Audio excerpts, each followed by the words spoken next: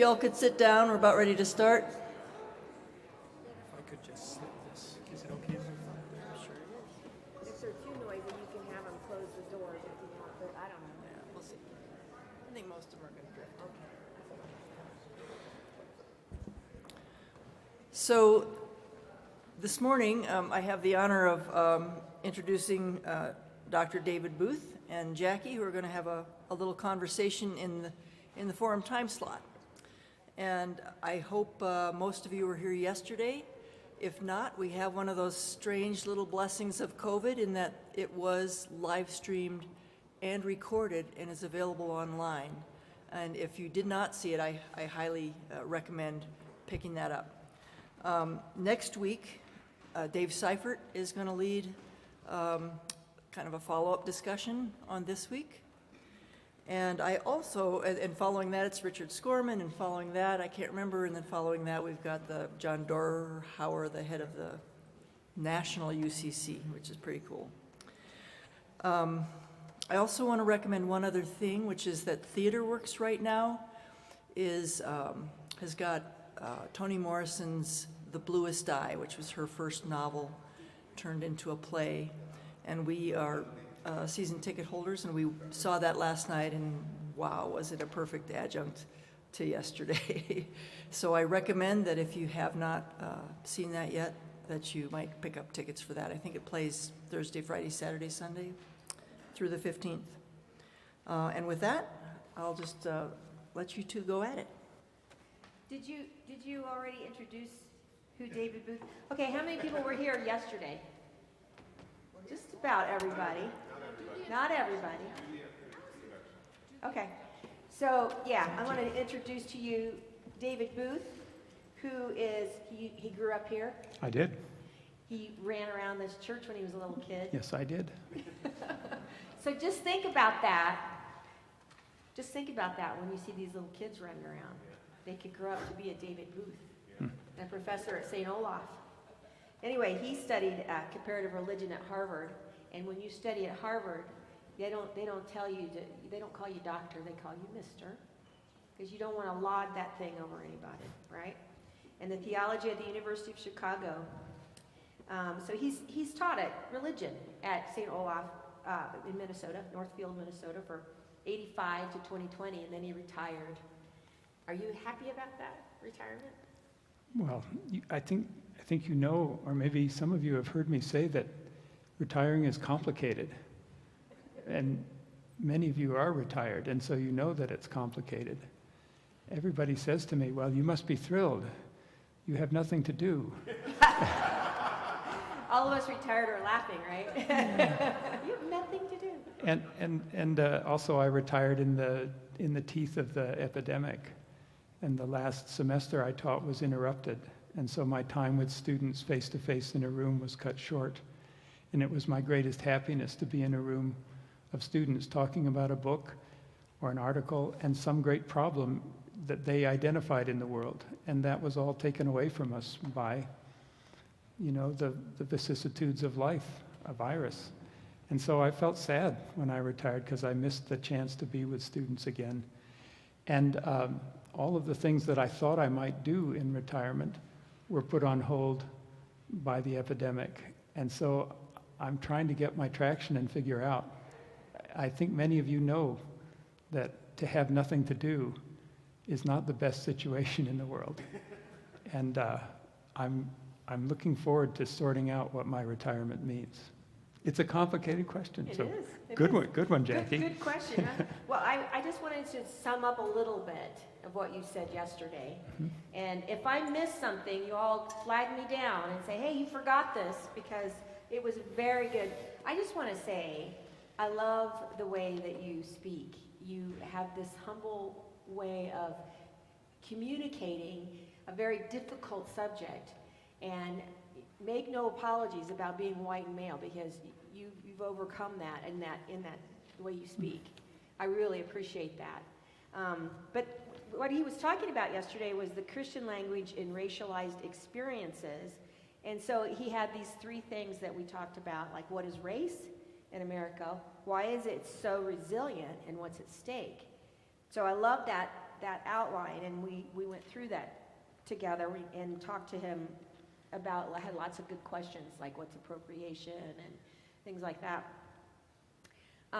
Race, I like the part where you said race is a verb, you know, that it's about sorting humans, and it's based on a political and social category.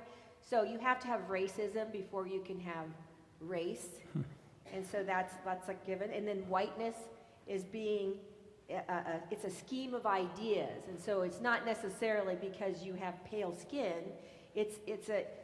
Anybody can succumb to this whiteness. You know, it doesn't matter the color of your skin, but when we have pale skin, it kind of clings to us, and we carry it with us like a burden.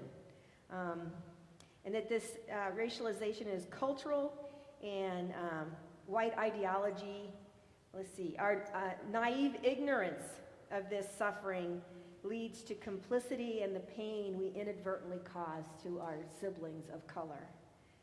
And this whiteness causes a relational and emotional cultural separation between siblings of color. Did I say that okay? It's good. The vision and this thing that we're called to, and he says he doesn't preach, he lectures. I'm telling you, that was a sermon. That was a sermon. Because he told the good news at the end, which is our vision as of the beloved community, or shalom, or the kingdom of God, this vision of all things that are good, that are created by God, and that we are all related, has to do with us taking action. So we can't just sit idly by, but we have to speak out, do the things that we need to do to rectify, to call attention to whenever this is being violated. Okay, here's a good question. Okay, so we consider ourselves kind of depending on who you talk to, a liberal, progressive, predominantly white, with smatterings of color, congregation. And now, how might we inadvertently re-traumatize people of diverse backgrounds? You got any ideas on that one? Well, Jackie, you listened well to what I said yesterday, and you said it back to me, and you've asked me a second hard question now. I think the thing about, it was new to me 2 years ago to begin thinking about the activity of racializing through the lens of trauma. And it was old to me to think about trauma. I had thought about trauma from reading and working in feminist circles.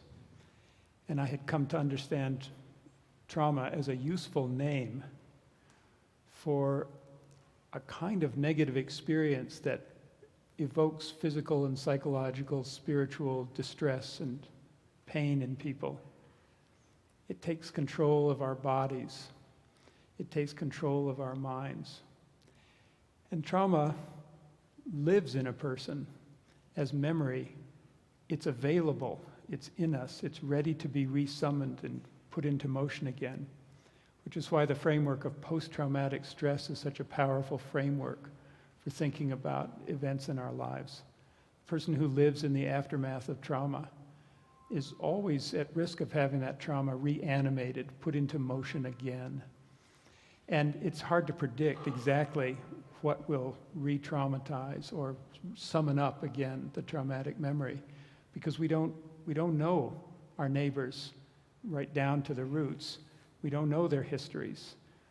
What we do know is that all of us have histories. All of us are fragile.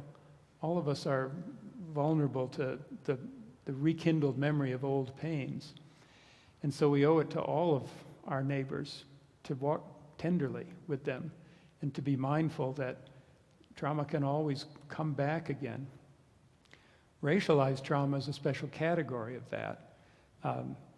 It is unique because its origins are from racializing activity, but it's of a piece with the shared human experience of trauma, remembered trauma, and the risk of triggered post-traumatic stress. And so I think we need to be mindful that the people of color who are sisters and brothers to us in this world are carrying in various ways, unique to each person. They're carrying the hard memories of living with the burdens of white ideology. Even when they have white friends who are faithful and good friends, as I tried to say yesterday, whiteness is a scheme of ideas. It's a scheme of ideas and also institutional practices that pervades everything we do. And it traumatizes people who are the targets of that ideology of white supremacy. Sometimes the trauma is so deep and visceral that it paralyzes people. It puts people in tremors and makes them dissociate from their physical reality, and so they can't function until they can breathe again and touch a physical thing and see a landscape and be reconnected to the present. Sometimes the trauma is a little milder, and it's just, a subtle flinching physical reaction that something is wrong, something is dangerous, and I need to be cautious now. And you never know when you're going to trigger that, because you never know which one of your gestures or behaviors is going to be an echo of the thing that was traumatic in the past. And I think it's one of the things that I need to learn to do, that I'm working on and trying every day, is to notice what is it about the whiteness that I am accustomed to that is capable of reminding people of color of the harm that whiteness always does. And I need to be mindful about how to back away from that. Jackie, the question you asked me is like a lot of questions people asked me yesterday. It's hard and it doesn't yield a concrete answer. What can we do to minimize risks of harm from our whiteness? And I don't think there are formulas. I think there are practices that you can commit to. And I think the practice we can commit to is increasing mindfulness that the privilege of whiteness is extensive and powerful, and no one of us knows the extent of it. And so we need to keep thinking, what are the privileges of whiteness? And we need to be mindful that whiteness is harmful. It's harmful generically, but it's also harmful to individuals and is capable of re-triggering the trauma of living in an ideological scheme of white supremacy. So we need to be tender. We need to be ready to own up to the harm we do as quickly as we recognize it. As soon as we recognize the harm we do, we need to own it. We need to make effective apology, not self-serving apology, but apology that really acknowledges harm done, that really expresses contrition, and that really visibly commits to changed, reformed behavior. That's the best I've got on a good, hard question. Yeah, I like the fact that we don't have recipes. It would be easy if we had a recipe. It would be all over, yeah. Yeah, we just 1, 2, 3. And having a practice means that we have to acknowledge first that there is this thing called whiteness that is pervasive. And then to be mindful of it is to learn how to do that. And so one of the things I was thinking as you were talking is studying what is whiteness. Where is it at in our culture? I was thinking you've probably talked with lots of people from different backgrounds, and you've read lots of different things, and so that's helped you become more mindful of how the whiteness has affected other people. That is true. Sometimes scholarship becomes abstract, and there's a cliche ivory tower scholarship. It imagines scholars going off in a separate place, remote from actual life, and learning and learning and learning. And there are jokes about scholars debating things that really don't matter. One of the cliches about that is that scholastic theology supposedly debated the number of angels could dance on the head of a pin. I don't think anybody literally debated that. But that's a little allegory for the fact that sometimes academic study is so remote from life that one can fairly ask, what's the point of this? But academic study of history, study of theories, study of public policy, that kind of study can inform your life in a way that can change your soul. in a way that can kindle new sympathies in you because you understand what your neighbors are living with all the time. It can make you better aware of your own circumstances.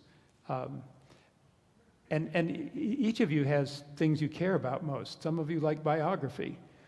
Some of you are public policy wonks. Some of you are high theory people. Some of you like fiction. But fiction that's grounded in history and grounded in public policy or social theory, any of these things can be your route to understand your circumstances, how our American histories led us to where we are, and what your neighbors' lives are like. And all of that can build a practice of increased sympathy and self-understanding. So go for scholarship. And get curious. I think there's some people that are people. I'm one of those people, Yeah. people. Yeah. And just when you meet somebody and you just go, wow, you sound like you have an interesting background, just to sit down and have coffee with them and hear, where did they come from? How do they think, and where did that come from? Yeah. I have another question. There is a thing called identity Christianity. Have you heard of it? I don't think I know for sure what you're talking about Okay. with that phrase in that order. Okay. It's an interpretation of Christianity, and you kind of touched on this the other day, that only Celtic, Germanic peoples such as Anglo-Saxon, Nordic nations, or Aryan people are descendants of Abraham, Isaac, and Jacob, and therefore descendants of the ancient Israelites. And it's not an organized religion or denomination, but is a racial interpretation of Christianity. So it's identity Christianity is one of the names that, if you look it up, that's what will pop up. Have you read much about that? Or? No, I haven't read a lot about that, and I know it under another title which just flips the two words, Christian identity politics. Right. And I've not been a scholar of that movement. I have read about that movement, interestingly, when I have been reading advocates of racial reconciliation, black and white scholars who have been writing about how Christian language has been tangled up with the constructions of race that we live with in the country. And so they've been analyzing the kind of wicked fusion of white identity and Christian identity. And I think Janine Fletcher Hill, and also, what's it like to be retired? I'll think of the title. I'm thinking of two titles right now, but alas, they don't come to my mind right now. Many of you have had this experience before. And they each trace the history of the fusion of a constructed, invented, fictional white identity with a Christian identity, and the idea that the Anglo-Saxons are the true inheritors of God's providential order. And I don't know what to say about that. It's so transparently idolatry. And where's my benefactor who just gave me a book?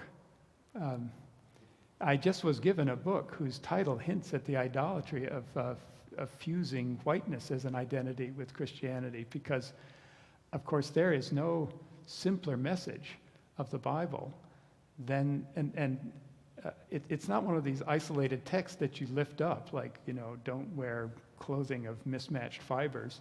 It's the constant theme of the Bible that God intends to be the God of all. To Abraham was merely a starting point.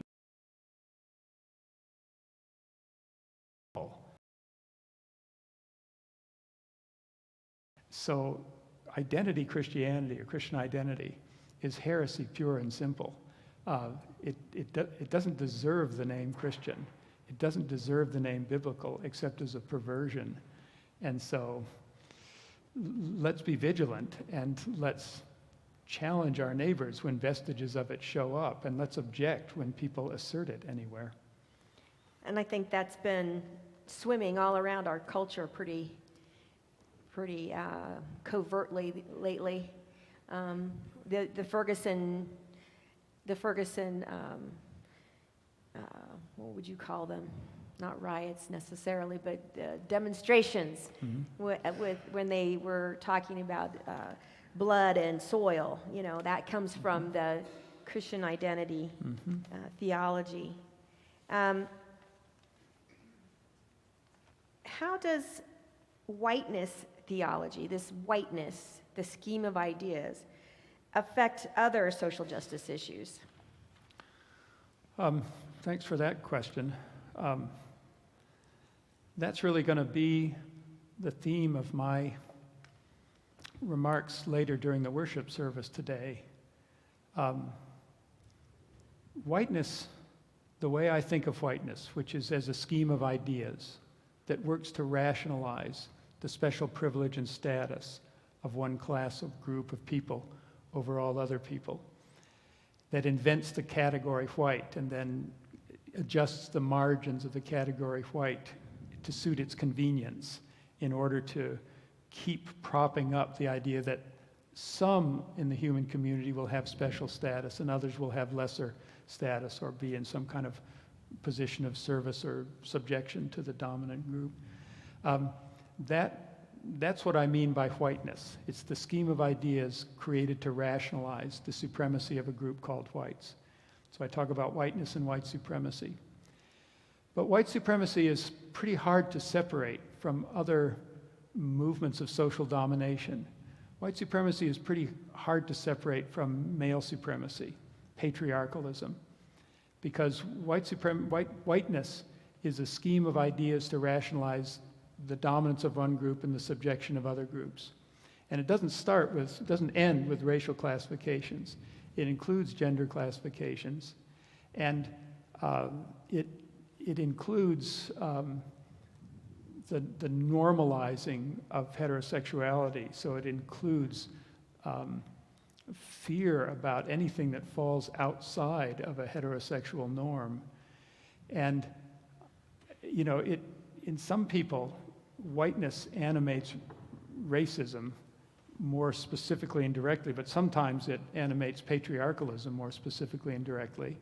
And it pretty reliably animates heteronormativity or homophobia or however you want to characterize just disdain for people who don't fit a single vision of sex, gender, binary, and male authority. So I think all these things flow together. And as I'm going to say a little bit later on, you can see them most vividly. I don't lightly use a word that is an alarming word, but you see it in fascist movements, that fascist movements always normalize the dominance of a particular racialized category, and they always normalize a particular kind of family, which is always a male-headed, heteronormative family. They glorify mothers, and they confine mothers to a particular role of service to childhood, service to household, and service to the man who's the head of the household. So the fact that fascist movements usually arise out of a doctrine of the supremacy of a racialized group, and they also include homophobia and patriarchy, is just basic to the makeup of authoritarianism.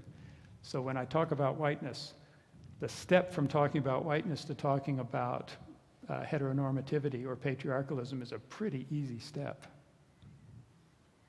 And that's making me think about, I think it's Kendi that I read that he talked about, he thought the problem of racism could be alleviated by education. And he soon found out that that wasn't true, Yeah. that it was much more than that. And what happens is the conversation around certain things like whiteness or whatever, the average person in their day-to-day life hears it and hears the rationalization and starts to think along those lines, even though they haven't bought into that system of thinking completely. Yeah. That's where we can get suckered in to that whole whiteness scheme of ideas. I've had two moments in the last 24 hours that are really resonant for me right now. One was talking with a member of the congregation just before we sat down here, and they were remembering that in the curriculum about white privilege that the congregation undertook in the last couple of years, 3 or 4 years ago, there was a lot of good learning about white privilege, but there was also a framework for sharing stories about people's personal lives, and that sharing had been about the richest thing, because it was a way to get to know one another at a level of sympathy, compassion, and closeness that you might not get if you didn't have the framework of let's sit down together and try and understand how white privilege shapes our lives.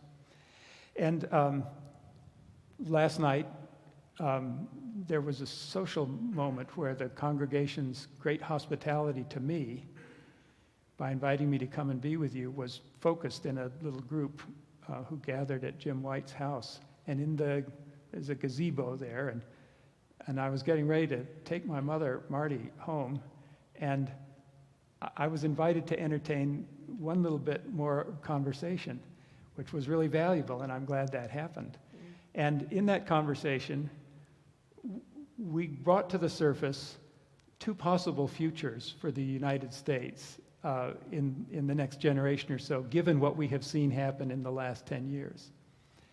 And one possible future, which I think is a real risk and about which we need to be vigilant all the time, is that a really vigorous, angry, white supremacist minority that is desperate to cling to the prestige it enjoys under the doctrine of white supremacy will become violent and anti-democratic. And we certainly see signs that they're trying to become violent and anti-democratic. And they will assert the continued dominance of whiteness because it suits their vanity to be part of a culturally superior group. And that could be a very dangerous time for the United States and very dangerous time for the cause of justice. But another equally plausible possibility arises from the fact that as people chip away at the scheme of whiteness, they begin to befriend one another. And now I'd like to draw this back to your first observation that the First Congregational Church is trying to walk the walk of justice in a world where there are lots of drags and impediments on the walk of justice. And it's historically a predominantly white congregation, and it's trying to be a more diverse and a congregation that reflects the whole beauty of God's creation with all the people who are here, all the people together. Amen. Shalom.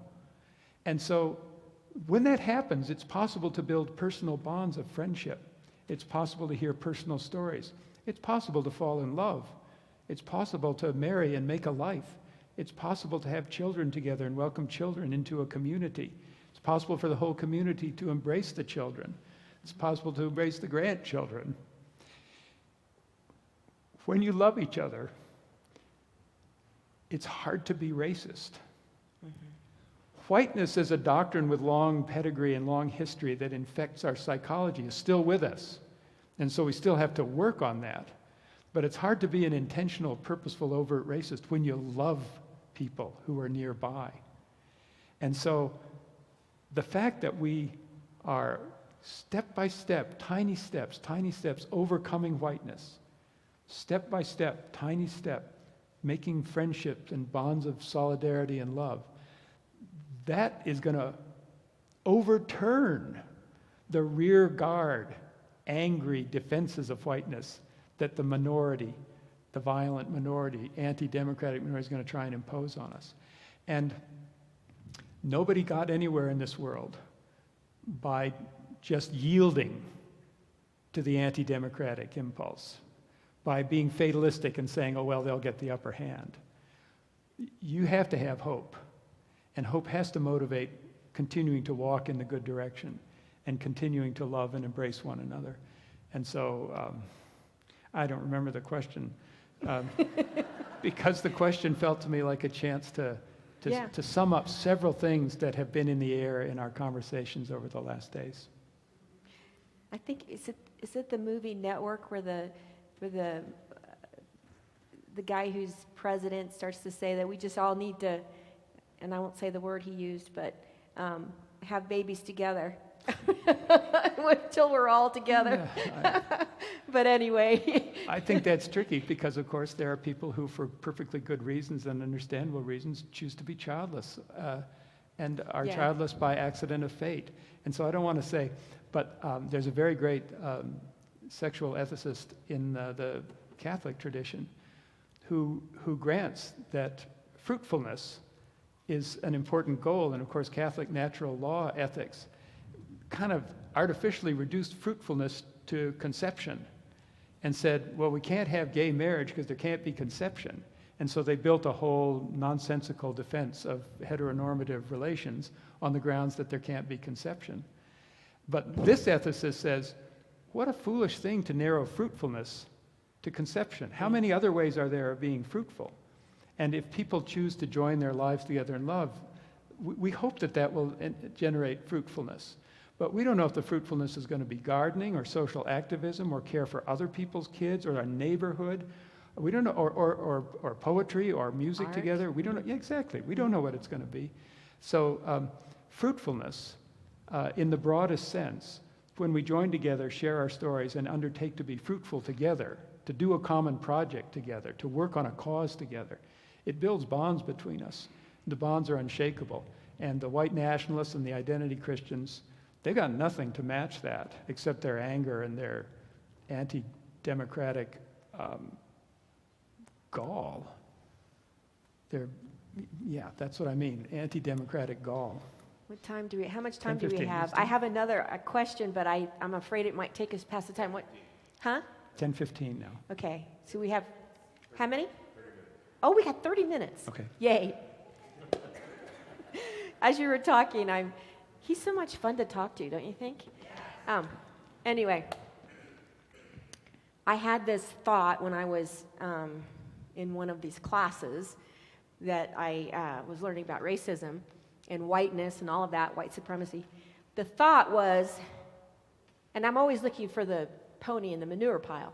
I'm an optimist. What if colonialism, you know, how God turns things that are horrible and finds, you know, the good in turn. What if colonialism is really about us mixing up in the world? Like it started out in this very violent and supremacist kind of thing, but then we, you know, like Columbus ended up in this Dominican Republic, and he had to live there. He got exiled to Dominican Republic, and they just adore him. And I'm thinking, why are you adoring this guy who killed all your indigenous people? And what has happened is that there are all these people who have blended their cultures and their you know, races, for lack of a better word, and there's beautiful people in the Dominican Republic. Maybe that's the good thing that comes out of colonialism, is that we've been sent out into the world, and we just had the wrong idea about what we were there for. And we're sent out into the world to learn about other people. And the same thing with the mission field. You know, the mission field has been chastised as like, you know, just another arm of colonialism. You just went out there to impress on people in other cultures that your culture was better. But when they get out there and they live with folks and they fall in love with people, they realize that they're not supreme, they're not better than they are. And so I don't know, I'm just pontificating. You gave me a lot of material to think about and talk about a little bit. There is, over the last generation, a lot of attention among Christian theologians to the idea of colonialism and its effects. And it has been possible to identify the intellectual underpinnings and terrible consequences of colonialism, and to say colonialism in another way, imperialism. And so a whole school of post-colonial literature has arisen, and a whole school of post-colonial theology, which is really good to think about. And even though it has adopted an arcane and esoteric vocabulary, it's stuff that's good to think about when we sit in pews and go to meetings of school boards and whatnot. But the basic framework of post-colonial thinking is that the powerful nations of the world have organized their thinking about the world by the category of empire. There's an imperial center. In a bygone era, that was Rome, and the Roman Empire is the geographic and cultural locale where the Christian story got its impetus from the life and death of Jesus. But Rome was an empire, and Rome was the seat of imperial power, and Rome sent out its armies to impose Roman culture on colonies. And then London was an imperial seat, and London sent out the British Navy to subjugate colonies around the world, which it audaciously called a commonwealth. I say audaciously called a commonwealth because the main dynamic of wealth was that wealth would be extracted from many colonies and enrich the imperial seat. And Christianity, alas, was available to distort in a way that rationalized imperial control over colonies. Yesterday, some of you heard me refer to the uses of the ancient Christian binary of soul and body, or mind and body, and how that could be mapped onto other social relationships and used to justify the power of one group over another group by associating one group with the mind or the soul, which ought to rule, and associating the other group with the body, which ought to be ruled. And so it was very easy business for imperialists to say, well, we in the cosmopolitan imperial center in Rome or in London or in Washington or New York City, one being the political center of power and one being the financial center of power. We represent the mind, we represent intelligence, we represent discipline, self-control, hard work, and merit, and the rest of the world represents resources for us to use to extend our project. Part of the genius of post-colonial theorizing was to bring to the surface all the metaphors that operated subconsciously to make imperial powers feel okay about going to a mineral-rich African nation and extracting all the mineral wealth while telling a narrative about the less than human status of the people there. Now, along the way, the imperial powers came into contact with all the cultural richness of the places that they went.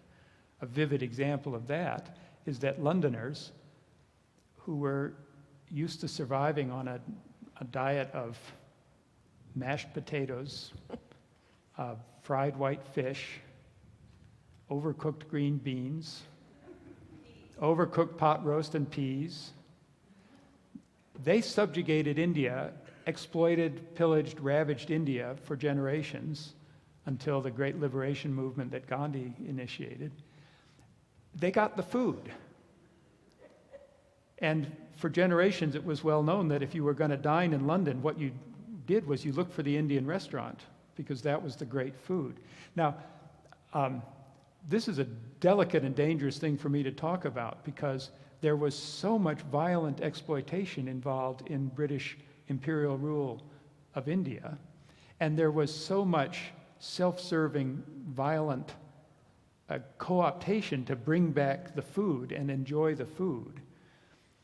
And so I don't want to look over and make light of the exploitation that was involved in British enjoyment of Indian food at the same time that there was exploitation of Indian wealth and denigration of Indian personhood. But there was the kernel of a cultural exchange that could enrich all people.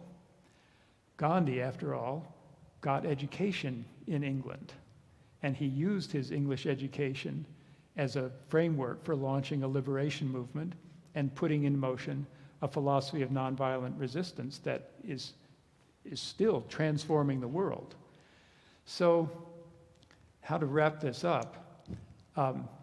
Anytime there is physical exchange between peoples, there is the possibility of mutual cultural enrichment and increased solidarity and understanding.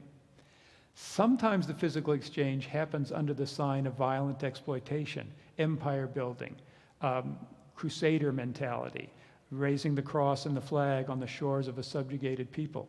And we have to denounce that. It's wrong, and it's unjust, and it needs to be condemned, and reparations need to be made when possible.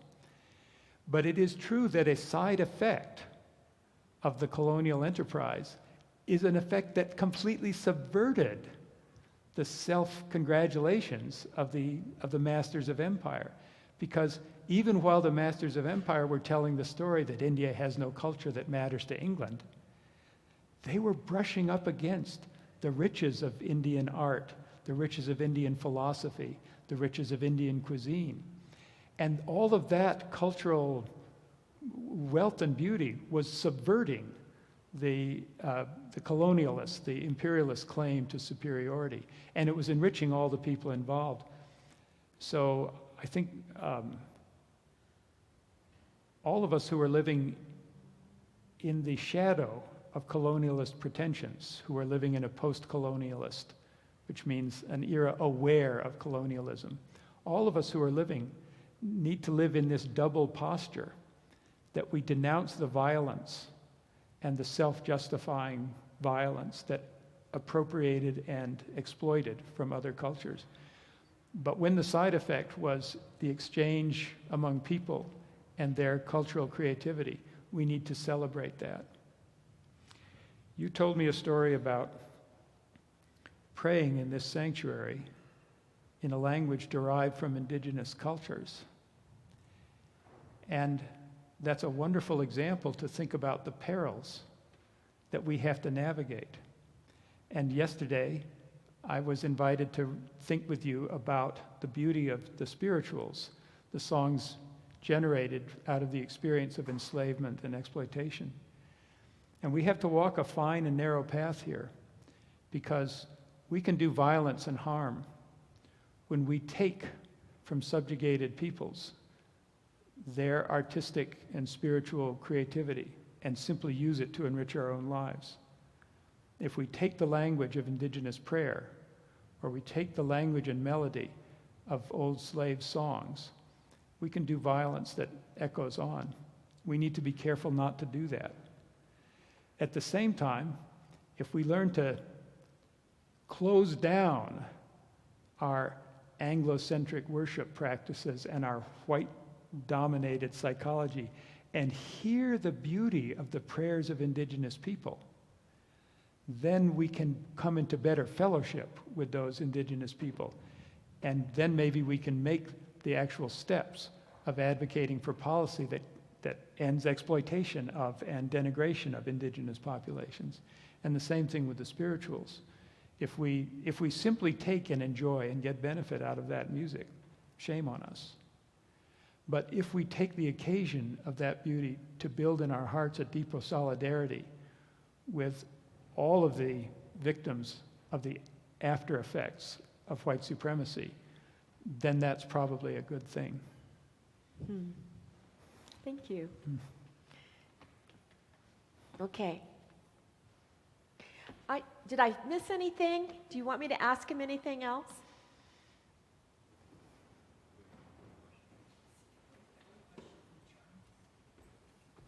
What's that? Okay. I think the question really is about maybe gradations of skin tone. Okay, so Charles is, where are you, Charles? Charles Barker. White privilege is pale pigmented skin. Now, I think you were saying something different to that, right? White privilege is not necessarily pale pigmented skin. Yeah,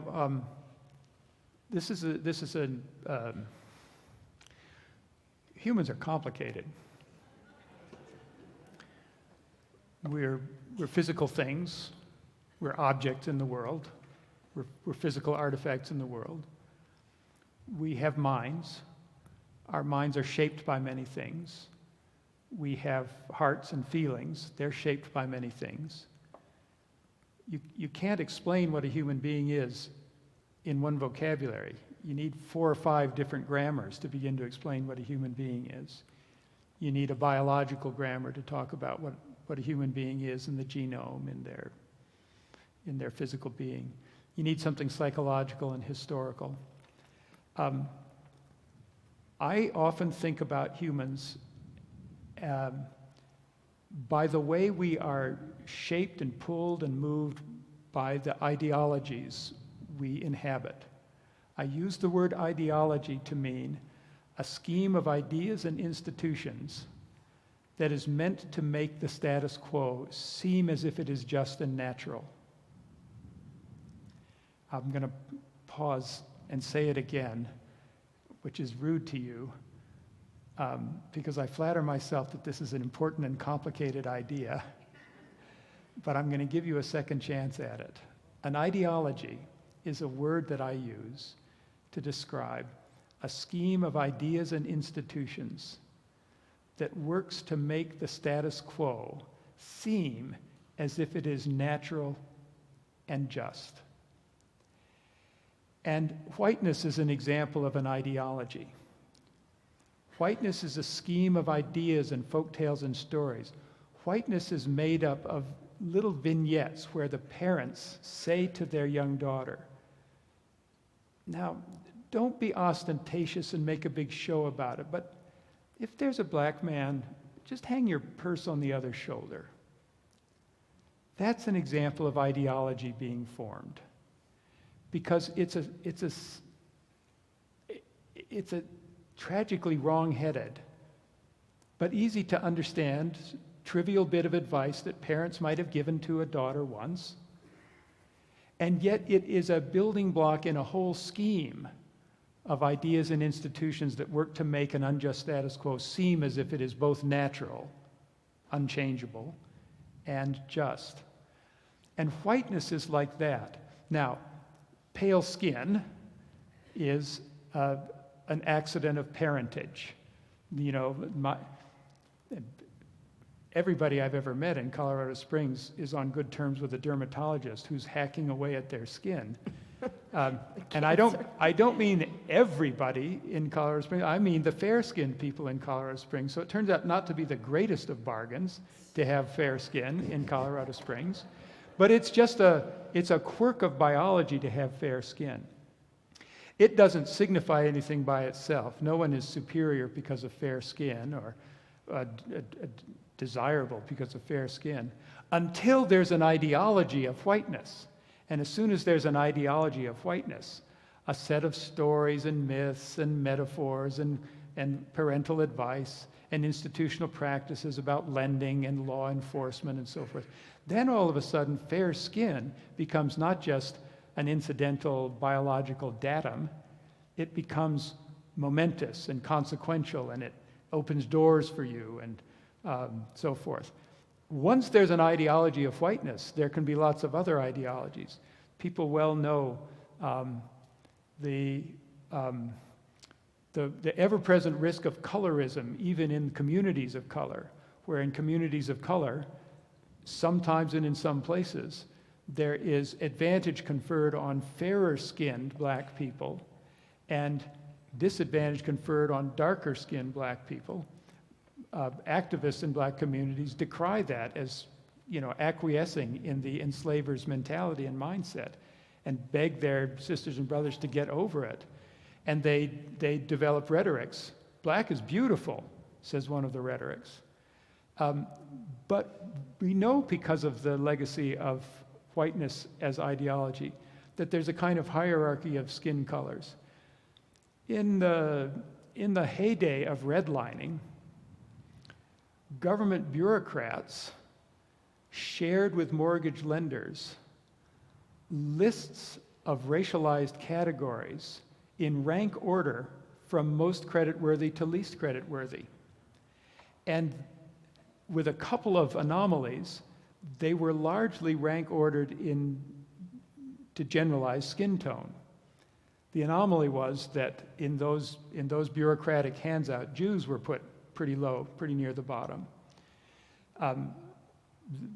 This is woeful stuff to remember, but it is part of our shared history that within the lifetime of many people in this congregation, official documents of the government advised lenders on creditworthiness with racialized classifications that basically tracked hues of skin color. And all of that is the ideology of whiteness, trying to make a status quo of poorer neighborhoods and richer neighborhoods seem as a natural and just fact, when in truth, it was the intentional outcome of unjust political practices. So that's a great question, and I thank you for that question. Well, there's another part to it. He says, is the concept international? I'm not really expert about that.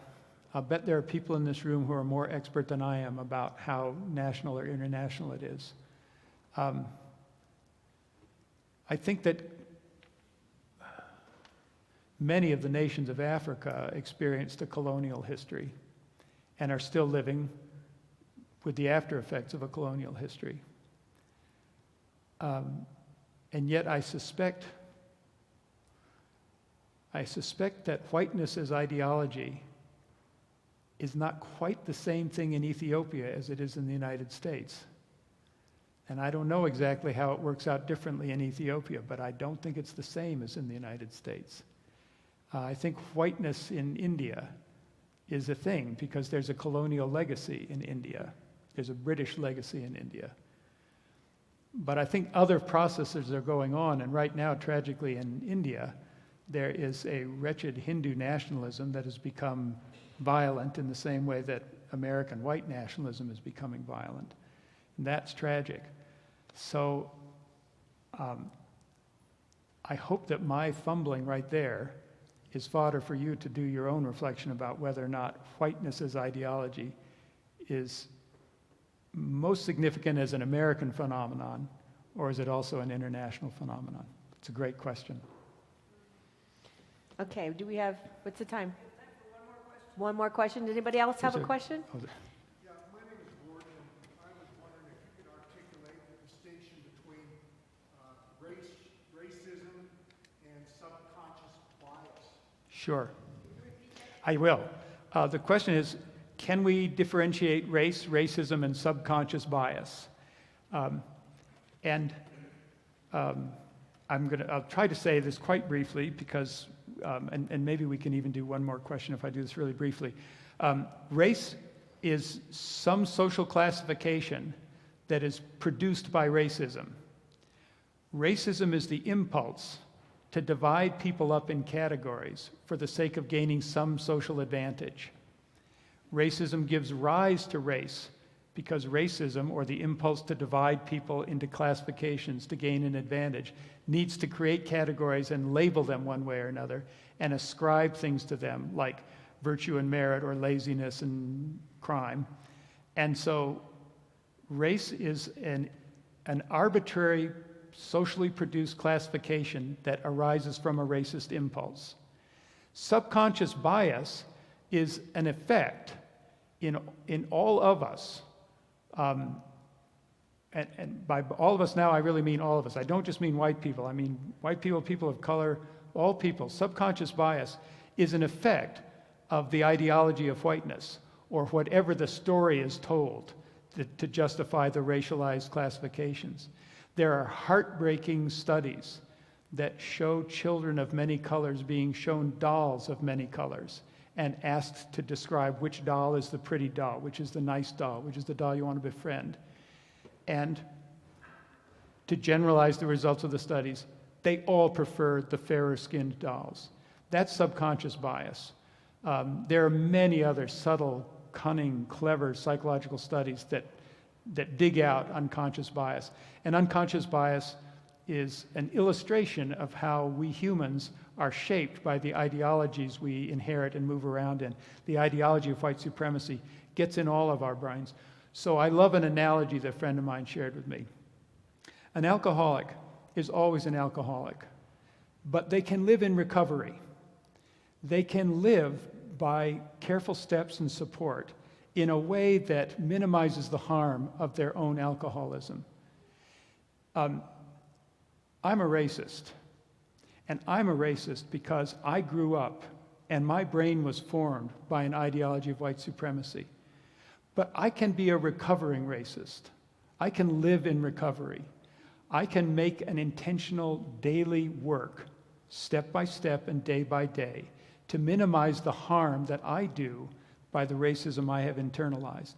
And it was a friend of mine who said, I'm a recovering racist. Think about that by analogy to what it is to be a recovering alcoholic. And that was very powerful and helpful to me. And I think subconscious bias or implicit bias is a good example of what it is to be a racist who's struggling to live in recovery and keep their recovery going day by day. I took too long. Can you do one more question? Sure, one more.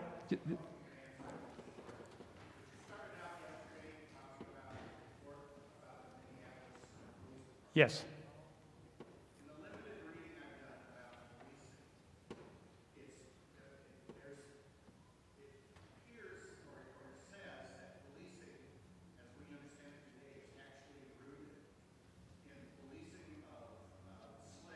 Yes. The slave patrol. Yeah. Yes. Yes. Yeah. I'll repeat the question. Several of you know that yesterday, as I started my remarks, I made mention of the very sad report of the Minnesota State Department of Human Rights about racism in the Minneapolis Police Department. And your friend, the congregant, Steve fell. Steve, asked the question, isn't it the case that modern-day policing has deep roots in the early effort to chase down fugitive slaves, return them to their enslavers, and regulate the behaviors, and then subsequently try to impose white rule on newly freed black men and women. The history of policing starts with that as a significant foundation, and then has grown and evolved to reflect a changing landscape of social divisions and arguments, with the result that today, tragically, what should be a function of shared community safety and well-being has become a sort of proxy for arguments about white supremacy or justice for people of color. And in the state of Wisconsin, where I spend a lot of time, there are many signs in rural neighborhoods that say, I stand with the police, or there are flags of the thin blue line, the black flag with the thin blue line. And the clear implicit message is that there is a war between civilization and enemies of civilization in crime-infested neighborhoods. And the police are fighting the war against crime-infested neighborhoods. Crime-infested neighborhoods is a euphemism for black neighborhoods. The racism of the thin blue line flags is barely hidden. And the advocates for police reform are clearly now advocates for a non-racialized community public safety function. And so the work we need to do, I saw in the headlines of the Gazette-Telegraph today a report about policing in Colorado Springs. And so there's work to do in Colorado Springs to change the conversation about policing so that it's no longer a conversation that perpetuates white comfort at the cost to communities of color and begins to be a conversation about community thriving in all groups. It's a great question. A great last question. Great last question. Well, I just want to say thank you so much for being here. And I know you were a little bit in awe of all the people that have been here and thinking, oh, I don't know if I fit up there. And I just want you to know you do. Thank you. Thank you, Jackie. And I think, wait a minute, I got one more thing to say and then you can stand, okay? I think you are an excellent communicator, and maybe this retirement is releasing you from the colonized version of the educational institution to be that communicator for the wider community, because you have a gift. Thank you, Jackie. Now you can stand. Thank you.